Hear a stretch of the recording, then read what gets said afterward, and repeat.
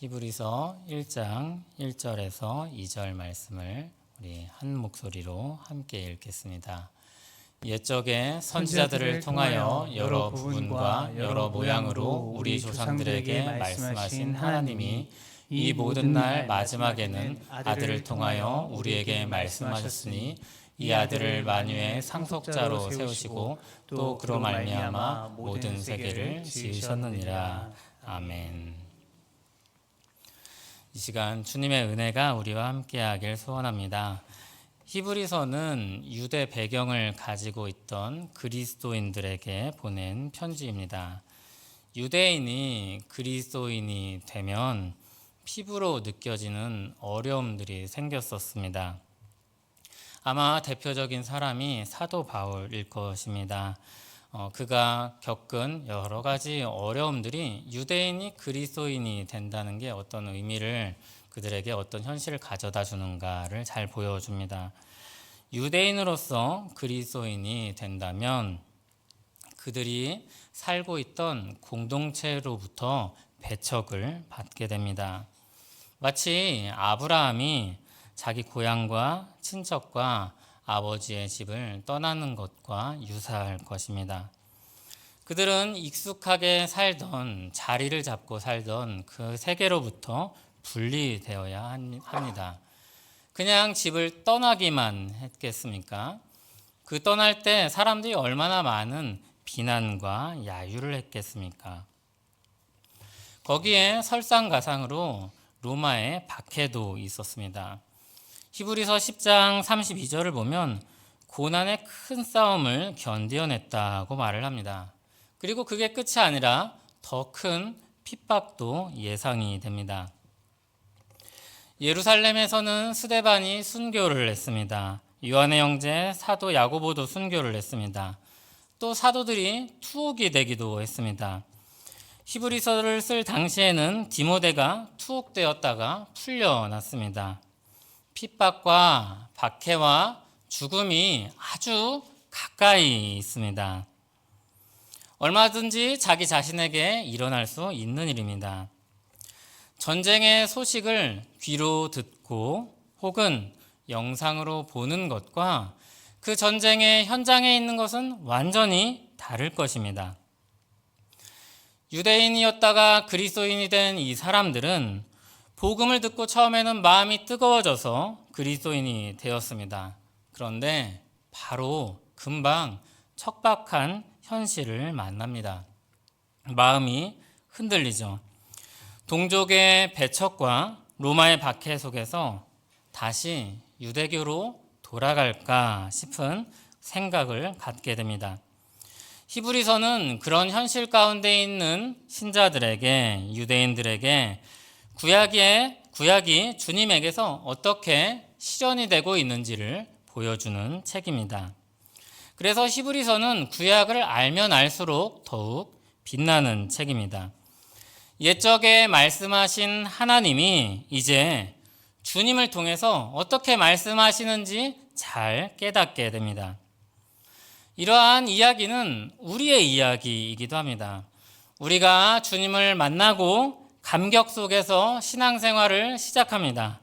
그런데 기대와 달리 척박한 현실을 마주할 때가 많습니다. 유대인들과 같이 기존에 원만하게 지내던 관계들의 불편함이 생깁니다. 이전에 하던 대화가 더 이상 즐겁지 않고 이전에 관심 있던 주제가 더 이상 관심이 가지 않습니다.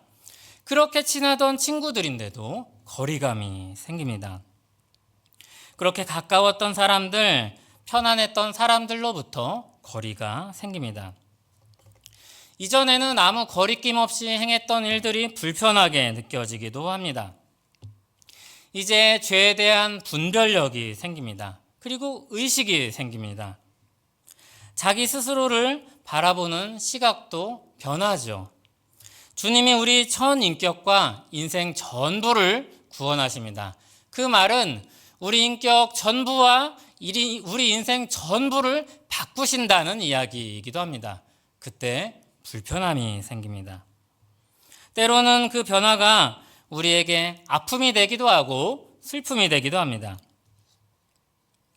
회의와 탄식이 되기도 합니다.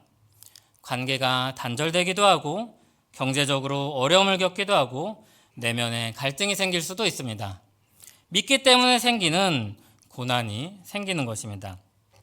그때 우리가 이 길이 맞나? 예전이 더 낫지 않았나? 그런 회의감에 빠질 수도 있습니다.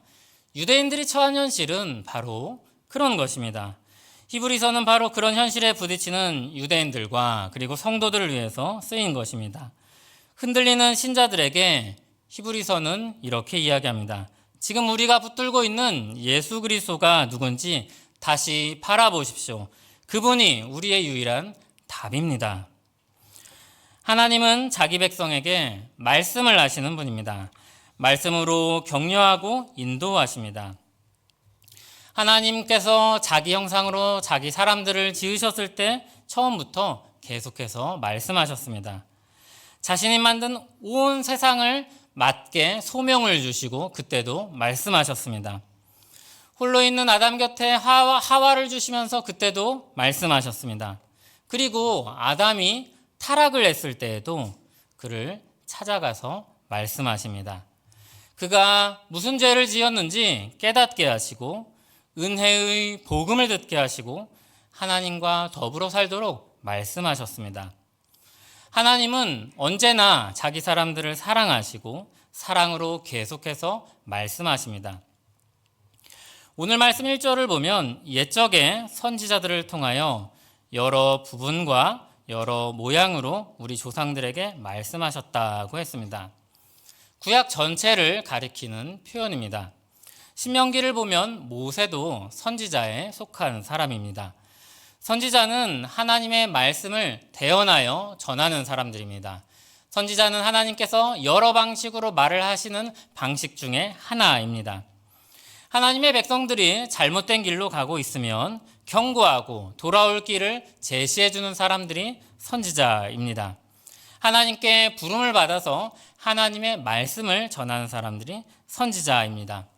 물론 그 외에도 꿈으로도 나타나시고 환상으로도 나타나시고 직접 말씀하시기도 하고 천사들을 통해 말씀하시기도 했습니다.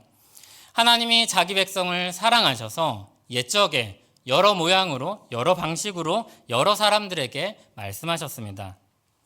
그런데 오늘 말씀해 보면 이 모든 날 마지막에는 아들을 통해 말씀하셨다고 했습니다. 여러 부분과 여러 모양으로 말씀하시던 옛 시대가 끝난 것입니다. 그날들의 끝에는 아주 결정적으로 예수 그리스도를 통해 말씀하십니다. 그리고 그 이후에 다른 말씀이 필요가 없으십니다. 그러면서 이 예수 그리스도가 누구이신지를 밝힙니다. 2절에 보면 예수 그리스도는 하나님의 아들이라고 합니다. 여기 아들은 단수입니다. 한 아들, 유일한 아들입니다. 하나님의 유일하신 한 아들 예수 그리스도입니다. 여기 아들은 좀 못났거나 좀 부족하거나 이후에 온 분이라는 뜻이 아니라 동등하다는 뜻입니다. 요한복음 5장 18절에 보면 유대인들이 예수님을 죽이려고 합니다. 근데 그때 이유가 무엇이었냐면 하나님을 자기의 친아버지라 하여 자기를 하나님과 동등으로 삼으심이라고 했습니다. 하나님을 자기 친아버지로 삼는 것, 자기가 그 아들이라고 이야기하는 것이 하나님과 동등하다는 이야기라는 것입니다. 그리고 그것을 보고 유대인들은 신성모독이라고 했습니다. 예수님은 진실로 하나님과 동등하신 분입니다. 하나님의 아들이십니다. 하나님께서 이제 그 아들을 통해서 말씀하시는 것입니다. 이어지는 내용이 그 아들이 어떤 분인지 더 분명하게 알려줍니다. 그 아들이 만유의 상속자라고 합니다. 만유의 상속자. 모든 만물의 상속자입니다. 구약의 이스라엘 사람들을 보면 하나님께서 기업으로 땅을 주십니다. 어떤 사람은 이 정도, 어떤 사람은 이 정도, 여러 사람들에게 적절한 땅을 주십니다. 그런데 주님께서 아들로서 상속을 받는 지분이 얼마만큼입니까? 온 세상입니다. 주님의 기업은 온 세상입니다. 만유의 상속자이시죠. 그래서 주님께서 마태복음 끝에 뭐라고 말씀하십니까? 하늘과 땅의 모든 권세가 자신에게 있다고 하십니다.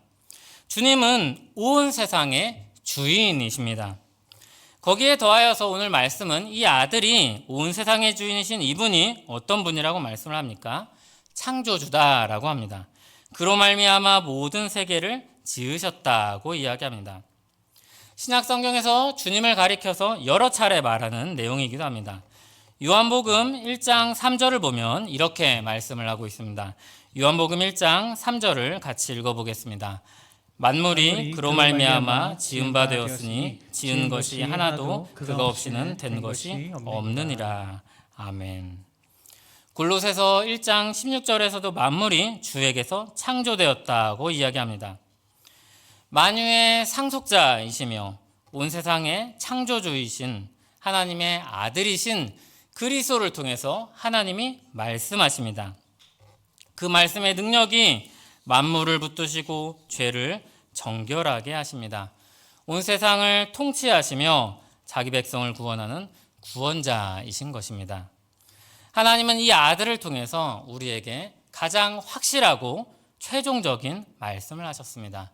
그래서 이 말씀은 우리가 다른 데서 답을 찾지 말고 우리에게 오신 예수 그리스도를 굳게 붙잡으라는 말씀입니다. 주님은 지극히 높으신 하나님의 아들입니다. 주님을 이렇게 높이는 이유가 있습니다. 그 높으신 그분의 말을 들으라는 것입니다.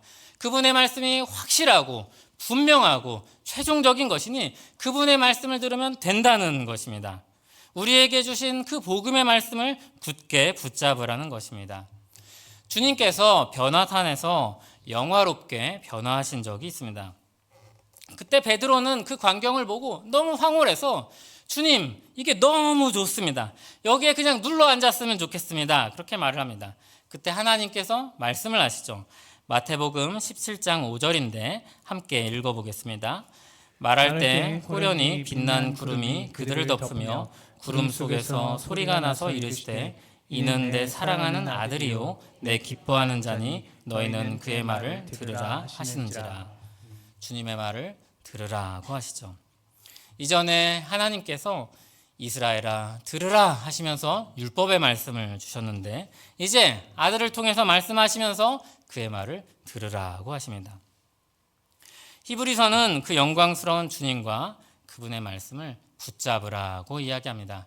히브리서 2장 1절은 이렇게 말씀합니다. 같이 또 한번 읽어보겠습니다. 그러므로 우리는 들은 것에 더욱 유념함으로 우리가 흘러 떠내려가지 않도록 함이 마땅하니라. 아멘. 주님께서 이미 주신 말씀, 들려진 이 말씀을 유념하면은 흘려 떠내려가지 않는다는 것입니다. 세상에 아무리 큰 풍파가 밀려와도 아무리 큰 파도가 마음을 흔들어도 예수 그리스도를 붙잡는 것이 답이라는 것입니다. 유대인의 율법으로 돌아갈 필요가 없는 것입니다. 유대인들이 율법을 지켰습니다. 제사를 드렸습니다. 뭔가 손에 만져지는 것이 있고 내가 이것을 지켰다 확인할 수 있는 것들이 있습니다. 그것을 가지고 만족할 수 있었습니다. 그것을 가지고 자기의 신앙을 확인할 수 있었습니다. 그래서 거기를 자꾸 돌아가고 싶습니다. 그런데 거기로 돌아가지 말라고 이야기합니다. 그거 붙잡는 것, 그 사람들이 스스로 행한 것들 붙잡는 것이 아니라 우리 앞에 계신 믿음의 주를 바라보라고 이야기하는 것입니다. 그럴 때 우리가 흘려 떠내려가지 않는다고 말씀합니다. 고난 중에 있는 성도에게 주시는 하나님의 말씀이며 해결책이며 능력입니다. 하나님께서 구약의 역사를 통해서 여러 모양으로 말씀을 하셨습니다. 그리고 예수님이 오셔서 그 말씀들의 의미를 하나하나 밝혀 드러내십니다. 그리고 완성하십니다. 우리를 위해서 오신 말씀하시는 하나님, 우리 주 예수 그리스도께서 그분만이 우리의 참된 위로요 소망입니다. 히브리서는 이분이 우리의 참된 위로라는 것을 처음부터 끝까지 구약 성경을 가지고 설명을 하고 있습니다. 그것을 더욱 강조해서 말하기 위해서 천사와 비교합니다. 천사보다 더 낫다고 이야기합니다. 모세보다 더 낫다고 말합니다. 여호수아보다 더 낫다고 이야기합니다. 주님이 또한 모든 율법을 다 이루셨다고 말합니다. 그래서 더 이상 대제사장이 필요 없고 더 이상 제물이 필요 없고 또 다른 언약이 필요 없다고 이야기합니다. 그렇게 히브리서는 유대인들의 사고방식에서 가장 좋은 것들을 다 가져와서 주님이 그 모든 것들보다 더 낫다고 이야기하십니다. 우리는 이 말씀을 들으면서 우리 마음 가운데 이 세상에서 가장 좋다고 이야기하는 것들에 예수님을 견주어야 합니다. 그리고 그 모든 것들보다 우리 주 예수 그리스도가 더 좋다고 믿고 붙잡아야 합니다. 다시 구약의 삶으로 돌아갈 필요가 없습니다. 구약에 만지는 것보다 보여지는 것보다 더 확실한 것이 우리 주 예수 그리스도의 말씀입니다. 그 확실한 것이 우리에게 왔으니 놓치지 말라고 오늘 히브리서는 우리에게 이야기합니다. 어떤 핍박이 밀려와도, 어떤 유혹이 마음을 흔들어도, 어떤 슬픔이 우리의 마음을 녹아내리게 해도, 그 어떤 것이 와도 우리 주님을 붙잡고 살라는 것입니다. 처음 믿은 그 믿음이 확실한 것이니 굳게 붙잡고 나아가라는 것입니다. 우리에게 이 말씀을 주십니다. 주님이 얼마나 분명한 하나님의 말씀으로 우리에게 오셨는가, 그 이상의 것이 없습니다. 그러므로 우리에게 주신 이 말씀을 붙잡아야 할 것입니다. 우리의 마음은 하지만 연약하여서 쉽게 미혹이 되죠. 좀 하나님을 붙잡는 것이 약해졌다, 내 믿음이 약해졌다 싶으면 내가 어떤 체험을 했으면 좋겠다, 어떤 경험이 있었으면 좋겠다, 아니면 어떤 좀 더 현학적이고 합리적인 말로 내 이성이 설득이 되었으면 좋겠다, 아니면 어떤 대단한 무언가를 보고서 그것의 시선을 빼앗기기를 원합니다. 그러나 거기에 마음을 빼앗기지 말라고 이야기하는 것입니다.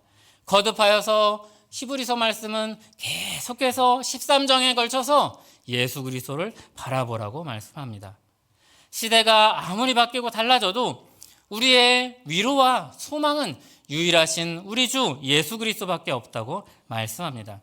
아들이시며 온 세상의 통치자이시며 창조주이신 예수님을 통해 그 안에 견고히 서라고 말씀합니다. 그분이 우리에게 계시니, 우리와 함께 하시니 이전 삶으로 돌아갈 필요가 전혀 없고 또 다른 무언가를 구하거나 찾을 필요가 없는 것입니다. 하나님께서 아들을 통하여서 가장 확실하고 최종적인 이 말씀을 주셨습니다. 우리를 위해 죽으시고 부활하신 사건으로 확증하신 그 사랑의 말씀입니다. 다른 곳에서 답을 찾지 마십시오. 답이 없습니다. 말씀하러 오신 하나님 예수 그리스도를 굳게 붙잡으시기 바랍니다. 군대에 간 아들이나 유학을 간 자녀를 둔 부모님을 생각해 보십시오. 떨어져 있을 때는 편지나 사진을 보면서 그리움을 달랩니다. 그런데 어느 날 그 아들이 집에 왔습니다. 아들이 눈앞에 있는데 아들 얼굴은 쳐다보지도 않고 낡은 편지를 보고 빛바랜 사진을 볼 사람은 아무도 없을 것입니다. 히브리서의 외침이 바로 이것입니다. 옛적에는 율법과 선지자를 통해 말씀을 하셨는데 이제 실체이신 아들이 직접 오셨다는 것입니다. 그런데 왜 여전히 그림자만 붙잡느냐는 것입니다. 우리의 신앙도 마찬가지입니다. 희미한 무언가를 쫓지 마십시오. 감각이나 상황을 의지하지 마십시오. 하나님이 우리에게 주신 가장 선명한 계시, 우리 주 예수 그리스도를 통해 주신 그 말씀, 그 복음을 바라보십시오. 히브리서는 우리에게 권면합니다. 우리에게는 우리의 연약함을 동정하시는 큰 대제사장이 계시다고 이야기합니다. 그래서 은혜의 보좌 앞에 담대히 나아가라고 말합니다. 히브리서 4장 14절에서 16절 말씀을 함께 읽어보겠습니다. 그러므로 우리에게 큰 대제사장이 계시니 승천하시니 곧 하나님의 아들 예수시라. 우리가 믿는 도리를 굳게 잡을지어다. 우리에게 있는 대제사장은 우리의 연약함을 동정하지 못하실 리가 아니요 모든 일에 우리와 똑같이 시험을 받으시니로되 죄는 없으시니라. 그러므로 우리는 긍휼하심을 받고 때를 따라 돕는 은혜를 얻기 위하여 은혜의 보좌 앞에 담대히 나아갈 것이니라. 아멘. 또 히브리서는 구름같이 허다한 증인들을 기억하라고 이야기하면서 믿음의 주에 온전하게 하시는 예수를 바라보자고 말합니다. 믿음의 경주를 해낸 사람들이 참으로 많습니다. 주님의 말씀이 단지 이론이 아닙니다. 현실 속에서 살아갈 수 있는 생명의 능력입니다. 그것을 증거하는 사람이 구름같이 많습니다. 그러므로 인내로 시작한 경주를 계속하라고 이야기하죠. 그 구름같이 허다한 증인들의 목록의 끝에는 믿음의 시작자요 마침이신 주님이 계십니다. 그분이 어떻게 행하셨습니까? 앞에 있는 기쁨을 위해 십자가를 참으시고 부끄러움을 개의치 아니하시고 계속해서 그 길을 갔습니다. 구름같이 어다한 증인들은 그 주님을 바라보았습니다. 우리가 아브라함을 주목하여서 보면서 믿음의 이 증인, 이 믿음의 사람을 어떻게 쫓아갈까 쳐다보면 아마 아브라함이 그 곁에 있다면 이야기할 것입니다. 우리에게 손을 들어서 가리킬 것입니다. 예수 그리스도를 말하고 예수 그리스도를 가리킬 것입니다. 저 길을 봐야 한다. 우리가 이삭을 주목해서 보면서 그 믿음이 참으로 훌륭하다 생각하면 이삭은 우리 머리를 들어서 그리스도를 바라보게 할 것입니다.